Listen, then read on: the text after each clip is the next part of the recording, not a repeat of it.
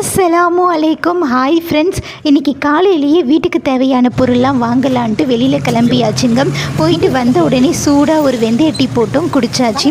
அப்புறம் என்ன வாங்கிட்டு வந்த பொருள்லாம் ஒதுங்க வைக்க வேண்டியது தான். எனக்கு தெரிஞ்ச சில டிப்ஸ்லாம் சொல்கிறேன், பார்த்துக்கோங்க. இந்த நம்ம கம்ஃபோர்ட்டு, லக்ஸ் சோப்பு, இந்த மாதிரி ஃப்ராக்ரன்ஸ் வரும் பொருள்லாம் தனியாக வைக்கணும். ஒரு பாக்ஸில் மளிகை சாமான்லாம் தனியாக வைக்கணும்.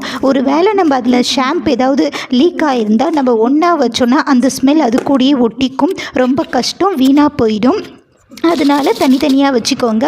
நெக்ஸ்ட்டு பார்த்திங்கன்னா, இப்போ மந்த்லி சேலரி வாங்குறவங்களாம் ஒரு 3000 ரூபாய்க்கு 4000 ரூபாய்க்கு போயிட்டு வாங்கிட்டு வந்துடுவாங்க. ஆனால் நம்மள மாதிரி அன்னாடங்காச்சிங்க என்ன பண்ணுறது? அதுக்கு ஒரு சூப்பர் ஐடியா சொல்கிறேன், பார்த்துக்கோங்க.